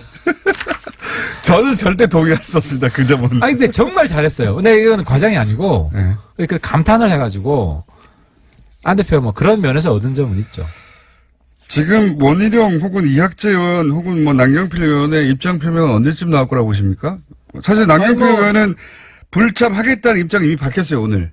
밝혔고, 예. 김세현 의원도 어제 본인이 예. 기자랑 통해서 거의 밝혔고, 두 분은 거의 밝힌 것 같고. 이학재 원희룡 남았습니다. 그거는 잘 모르겠습니다. 잘 모르겠고, 우리 유승민 대표도 대표 값을 좀 하셔야 될 거 아니에요. 그러니까 이제 그분들하고 계속 소통을 하고 있고, 좀 지켜봐야 될 것 같습니다. 그 얘기할 때 목소리 잘해주시네. 혹시 시간 다 됐는데 홍준표 대표 대구 간 것에 대해서 한마디 하시려고 하는 거죠? 그건 어제 했고요. 근데 더 지금 심각한 게 김종대 의원 인터뷰를 들었는데 네. 지금 경제적 이익을 대가로 위헌 조약을 체결한 게 됐어요. UAE 문제가. 그거 큰 문제네요. 근데 지금 국회가 위헌 조약을 체결했는데 국회가 그걸 묵인한다? 방임하기도 이게 애매하고. 근데 그 위헌이라고 그걸 무효화시켜버리면 우리 국익이 엄청난 경제적 이익이 타격을 받고. 그래서 어떻게 풀어야 된다고 보십니까? 그러니까 이런 상황을 초래한 사람이 책임을 져야죠. 그거 이명박 전 대통령인데요? 아니, 요번 상황을 체결한 거는, 초래한 거는 일단 홍준표, 김성태 두 분이 여기에 대해서 내가 볼 때는 직을 걸어야 된다고 봐요. 그리고 그거는 두 분이 이명박 대통령도 필요하면 입장 표명을 해야 되는데. 입장 표명이 아니라 책임져야 된다면서요. 아, 이거 책임질 방법이 없잖아, 지금. 이명박 대통령은 뭐, 다, 은퇴한 분이니까. 근데 문제는 정부가, 사실 정부가 난감해진 거예요. 정부 난감해졌죠. 왜냐면 김종대 의원은 뭐 정부 공식 입장은 아니거든. 네, 그러니까 정부가 그렇죠. 공식 입장을 제가 볼 때 확인해 줄 수가 없어요. 네. 확인해 주면은 우리 국회도 굉장히 힘들어져요. UAE라는 상대 국가가 있으니까 확인해 줄 수 없죠. 확인해 줄 수 없죠. 그러니까 네. 지금은 청와대가 굉장히 신중해야 되고, 뭐 이것 때문에 홧김에 다 맞다. 김종대 의원 이야기한 거 다 맞다. 청와대가 인정해서도 안 되고. 절대 안 하겠죠, 그거야. 해서 안 돼요. 근데 이미. 하지 마세요. 김태형 전 국방장관이 얘기했어요. 맞다고. 그분은 이제 다 공직에 있는 분이 아니기 때문에. 네. 그래서 이 부분을 국익을 지키면서도 우리가 헌법 위반이 안 되게. 지금 헌법이 얼마나 중요합니까? 박근혜 대통령이 그것 때문에 탄핵이 됐는데, 어쨌든 여기에 대한 묘수를 풀 수 있는 시간을 좀 벌어야 돼요. 우리 그래서 듣는 국민분들께서도 헌법과 국익이 충돌할 때가 있다. 이런 상황에서 우리 국민들이 도와주셔야 된다. 바른정당에서도 이 유해 관련해서 국정조사 해야 된다고 얘기하지 않았습니까? 비공개 국정조사예요. 우리. 네. 하지만 지금 국정조사를 하는 건 할 필요가 없지. 다 내용 나왔는데 뭐. 내용이 나와버렸지 않습니까? 네, 다 나왔어요. 네. 국정조사 이미 돼버렸어요. 그러니까 홍준표 대표뿐만 아니라 바른정당에서도 국정조사 하자고 막 문제 제기했잖아요. 아니 그런 압박 때문에 나온 거지. 김종대 의원도 그런 분위기 아니었으면 자기가 열심히 했겠어요. 그러니까 그렇게 해서 나온 거고 어쨌든 우리 국민들이 네. 나라 사랑하는 마음으로 지혜를 모아야 될 때다. 그거는 알아서 할 텐데. 하여튼 그것만 확인해 봐주세요. 그러니까 예를 들어서 박지원 전 대표로 상징되는 그분들이 당을 나가지 않으면 미리 합당을 안 할 건지. 내가 볼 때는 미리 합당할 수밖에 없어요. 왜냐하면은 그러면 그런 말 하면 안 되죠. 안철수 유승민 대표가 네. 정치니까 안철수 유승민 대표가 지금 공생공멸이에요. 함께 망하든지 함께 흥하는 같은 배를 탔어요. 합당 안 하면 유승민 대표도 망하죠. 같이 망하죠. 당이 너무 그걸 모를 정도로 연륜이 없는 정치인이 아니고 유승민 네. 대표도. 그렇기 때문에 합당은 필연입니다. 합당은 필연인데 박지원 대표가 좀 모양 갖추고 정치를 할 거냐 아니면 합당한 데 들어와서 저 같은 사람한테 계속 밟히면 살 거냐 이 선택이 남아있는 거죠. 그러니까 이제 유승민 대표가 안 털면 합당 안 해 그러면은 그럼 박지원 대표가 계속 그럼 나 안 나가 안 나가 그러면 정치가 고민이 되는 거야. 다 망해. 그럼 다 망해. 그것만 확인해 봐주세요. 예. 제가 보기엔 유승민 대표가 지금 그 논리적 모순에 빠져 있거든요. 그 말을 안 했으면 좋았을 텐데 함으로 해서 지금 이런 딜레마에 빠진 겁니다. 밖에서 보면 그렇게 돼 있죠. 예. 그리고 유승민 대표도 묘수를 지금 내놔야 돼요. 그렇죠. 말을 뒤집거나 해야 돼요. 그러면 뒤집는 게 아니라 예. 합당 뒤에도 예. 여러 가지 방법이 있을 수가 있고. 그러니까 유승민 대표가 박지원 안 나가면 합당 안 해 했다면 박지원 대표는 자동방으로 그럼 난 안 나가 해버릴 테니까 그러면 합당이 깨지는 게 되는 거군요. 그러면 그럴 수도 있다고 보는데 만약 유승민 대표가 그렇게 했을 때 박지원 대표가 안 나가 이러면은 박지원 대표도 정치 인생 끝이다. 절대. 박지원 대표의 승리죠 그러면. 왜냐하면 내가 당만 안 나가면 안 깨지니 합당 못하는 거야? 그럼 내가 안 나갈게 이렇게 해버리면 되니까요. 그러니까 지금 산수만 생각하면 그런데 이게 방정식이고 박지원 대표 자기가 한 말이 있는데 호남 사람들이 어떻게 생각하겠어요? 유승민 대표가 제가 말 실수한 거라고 보는데 제 생각에는 그러니까 유승민 대표 약점을 잡으시려고 하는데 그건 박지원 대표 약점도 될 수 있다 거꾸로. 자 여기까지 하겠습니다. 확인해서 다음 주에 어떻게 지켜보죠. 하태경 최고위원이었습니다. 감사합니다. 네 감사합니다. 불친절한 AS 오늘 김종대 정의당 의원 문자가 쇄도했습니다. 인지도 높고 비호감도까지 높은 김종대 응원합니다. 관련 문자 굉장히 많았고요. 또 이런 지적도 있군요. 방송 중에 국내 양대 포털 사이트 UA도 나오고 뉴스공장도 올라오고 평상시 화제가 되는 출연자들 이름이 다 올라오는데 김종대는 안 올라오네요. 예. 저희도 이상하게 생각하고 있습니다. 김종대 의원이 말한 내용이 보수정권 혹은 지난 보수정권 혹은 이명박 전 대통령에게 굉장히 불리한 내용이라고 보여지는데 검색어가 하나도 안 나온다는 거. 이건 뭐 평상시 저희 뉴스공장에 출연했던 화제가 된 출연자들은 어김없이 검색어에 등장하는데 유독 김종대 의원만 뉴스공장 검색어는 한참 올라가고 여기도 한참 올라가는데 김종대 의원 검색어만 안 올라왔습니다.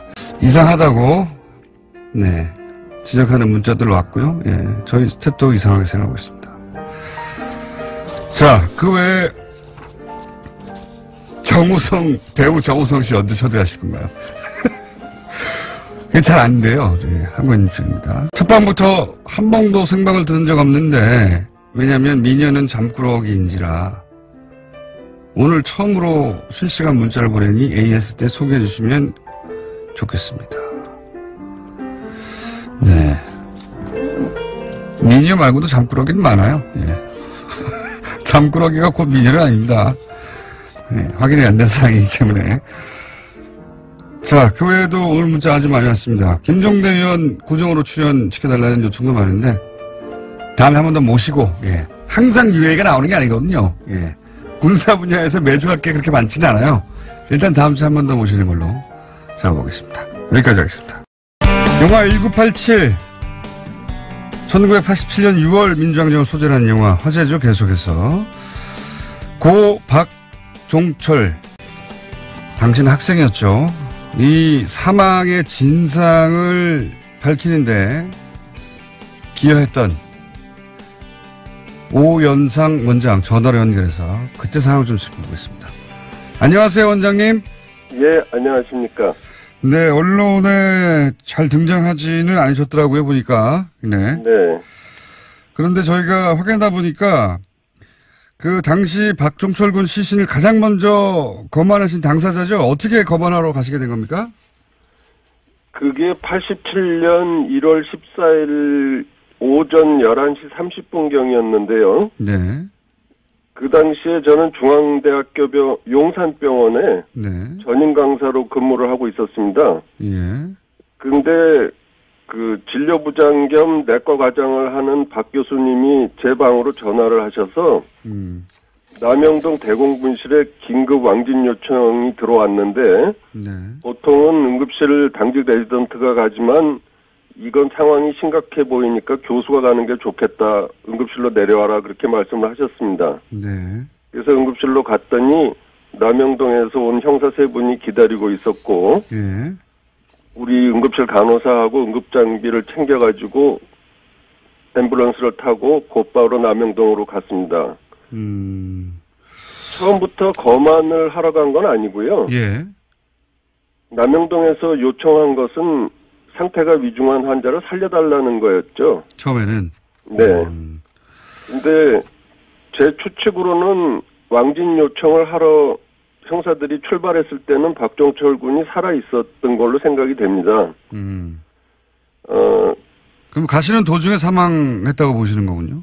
네, 그렇죠. 도착을 했을 때는 사망을 해 있었으니까 그렇게 된 것 같아요. 처음에 도착하셨을 때 당시 남영동 형사들은 상황을 어떻게 설명하던가요, 처음에? 네, 그러니까 그 병원에서 남영동까지 신호 무시하고 앰뷸런스로 달리니까 한 5분 정도 시간인데 그 사이에 다음과 같은 정보를 말해주더라고요.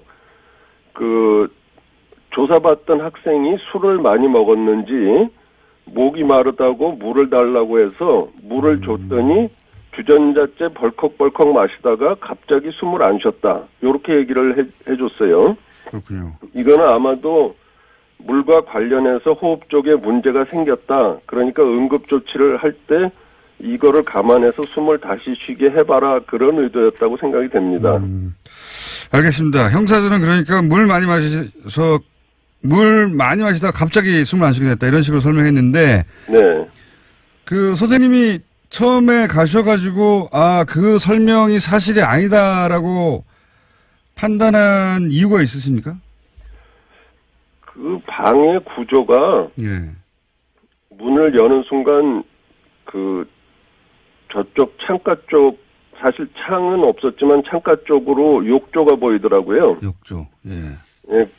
그 당시에는 지금과 다르게 하얀 색깔 욕조였었고 예. 그 다음에 자연스럽게 오른쪽에 환자가 누워 있는데 한 바닥에서 30cm 정도 올라와 있는 평상 다리가 없는 침대죠. 예. 거기에 팬티만 입은 상태로 젊은 남자가 누워 있는데 물에 다 젖어 있더라고요. 머리부터 발끝까지. 그러니까 당연히 바닥에도 물이 많고 예. 그 그 상황에서 생각할 수 있는 건 몇 가지밖에 없잖아요. 저 욕조에 물이 차 있었겠구나. 그리고 저기 들어갔다 나왔겠구나. 그러다 무슨 사고가 생겼구나. 그렇게 생각을 한 거죠. 당연히 보자마자 그런 생각을 하셨던 것이고. 그리고 이제 그 형사들이 그 병원 응급실로 옮기자고 하는 것을 중간에 그렇게 못하도록 막으셨다고 제가 알고 있는데 그건 왜 그러셨습니까? 예, 그거는 사망 상태였지만 그 심폐소생술을 30분을 했습니다. 예. 그동안에 한 번도 소생이 안 됐거든요.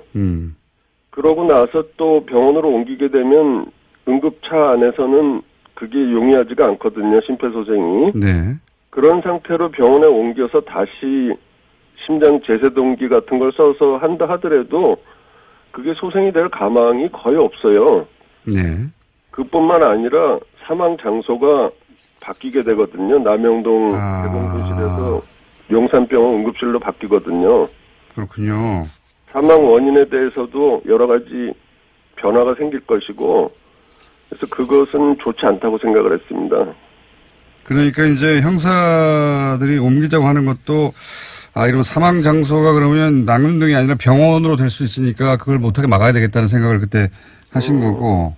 사실상 그 소생 가능성이 거의 없었기 때문에 그러니까요. 그렇게 옮겼을 때 그런 문제들이 생긴다라고 생각을 했죠. 이미 사망했는데 네. 사망 장소를 병원으로 바꾸게 되는 효과가 날 테니까 그러면 안 되겠다 싶어서 그건 막으신 거고. 그리고 가자마자 형사들이 이거 설명하는 것과는 다르게 이거는 지금 물고문을 당하다가 물고문이라는 표현은 그때 안 쓰셨어요. 근데 물고문을 당하다가 사망한 거구나 이렇게 생각을 하신 거고. 물고문이라는 표현을 안 하시고 물에 대한 이야기를 그때 많이 하신 걸로 물고문이라는 표현을 쓰실 수는 그때는 없으셨군요. 그것은 내가 목격한 상황이 아니니까 거기서 내가 확신에 차서 물고문이 있었던 게 확실하다 이렇게 얘기하면 그게 더 이상하게 들릴 거잖아요. 네. 그리고 저 의사가 암만 해도 그 색깔이 좀 이상하다. 뭐 그런 식으로 몰릴 수도 있고. 그러니까 나는 사실에 입각해서 내가 본대로만 얘기하는 게 더 낫겠다라는 생각을 한 거죠. 그런데 이제 경찰이 기자회견을 열어서 그 유명한 이제 책상을 친히 억하고 죽었다 쇼크사로 발표를 하자 여기 대해서 그 단순 쇼크사가 아니라 고문사라고 사실상 처음 말씀하신 분이 선생님 아니십니까? 네, 신문 기사가 처음에 그렇게 나갔죠. 예. 그러니까요. 그러니까 처음에는 물고문에 대한 얘기를 안 하다가 경찰이 쇼크사를 발표를 하자 최초의 거만이로서 그냥 있을 수 없으셨던 거죠. 글쎄요. 기자분들이 찾아오셔서 인터뷰를 하게 됐으니까 그런 얘기를 하게 된 건데, 상황에 대해서 얘기를 하는데 거짓말을 할 수는 없었던 거죠. 사실대로 말하면 본인이 그 당시 사회 분위기라는 게 이제 지금하고 완전히 달랐기 때문에 주변에서 그렇게 사실대로 말하지 말라고 말리는 사람은 없었어요? 많이 있었죠. 뭐 어떤 상황이 벌어질지 예측들을 못하니까 입 조심해라. 뭐 그냥 적당히 얼버무리는 게 좋겠다. 그런 얘기는 많이 들었습니다. 근데 왜 그냥 사실대로 말아버리셨습니까? 그거는 쇼크사 아닌 거를 내가 분명히 알고 있는데 그거를 맞다고 얘기할 수는 없었죠. 그러고 만약에 내가 그렇게 양심에 따라서 얘기를 안 하고 거짓말을 하면 평생 동안 내가 나를 괴롭힐 것 같았어요. 그것도 굉장히 위험한 일이라고 생각이 됐거든요. 고문보다는 그게 더 걱정되셨군요. 그러면 그 이후에 혹시 뭐 경찰에 끌려가거나 뭐 감시를 당하나 그런 일은 안 겪으셨습니까? 안 겪으셨어요? 일단 14일에 거기 갔다 온 뒤로 그날 오후부터 감시가 있었죠. 귀찮게 구는 사람들을 보호해주겠다 그러면서 그 형사들이 감시를 했는데 그건 아마 기자들이 접촉 못하게 하려고 그랬던 것 같고요. 기사가 나가고 난 다음에는 검찰 조사를 24시간 받았고 곧바로 연이어서 신길동으로 임의 동행돼서 거기서 한 16시간 정도 조사 받았습니다. 조사도 받으셨고. 무섭지는 않으셨어요? 뭐 내가 죄 진 게 없는데 무섭긴 뭐가 무섭겠어요. 다른 데로 얘기하면 되는 거지. 예. 그러니까 전문가로서 그리고 직접 본 것을 사실대로 얘기했을 뿐이니까 나는 무서워할 이유가 없다 이렇게 생각하신 거군요. 예. 지금 현재는 학교에서 가르치지 않으시죠? 지금은 네, 2009년도에 제가 개업을 했습니다. 개업을 하시고. 네. 그 당뇨병을 전공한다고 들으셨는데 그러면 지금 개인 병원도 관련입니까? 예, 아무래도 저는 당뇨가 전공이기 때문에 오시는 환자분들도 거의 다 당뇨 환자가 많습니다. 제가 갑자기 이 얘기를 여쭤본 이유가 뭐냐면, 네. 제가 이제 한 10여 년 전에 인터뷰했던 것도 한번 읽어봤는데, 최근에 인터뷰를 거의 안 하셔가지고, 오래되셨더라고요. 네. 그래서 읽어봤는데, 각자 자기 일을 잘하면 되고, 사실대로 이야기하고, 그냥 정직하게 일하면 된다, 이런 말씀을 하셨더라고요. 네네. 굉장히 인상적이어서 당뇨병을 굳이 전공하신 걸 제가 거론했고, 마지막으로 혹시 나라다운 나라라는 얘기가 작년 한 해 굉장히 많았는데 본인 생각하시는 나라다운 나라는 어떤 겁니까? 글쎄요, 저는 그냥 각자 자기가 자기 맡은 분야에서 자기 일을 충실히 잘 하면 된다고 생각하거든요. 저 같은 의사는 환자 잘 보고 정치인들은 정치 잘 하시고 뭐 물건 만드시는 분들은 좋은 물건 많이 만드시고 그렇게 하면 좀 나라다운 나라가 된다고 생각합니다. 그게 기본인데 그게 쉽지가 않아요. 예. 선생님 오늘은 직접 오시고 좀 자세한 얘기 나눠봤으면 좋겠는데 네. 전화해서 여기까지만 하고요. 저희가 한 번 더 모시겠습니다. 감사합니다. 예, 감사합니다. 네, 박종철 군 거만이었던 오현상 원장이었습니다. 내일 뵙겠습니다. 안녕.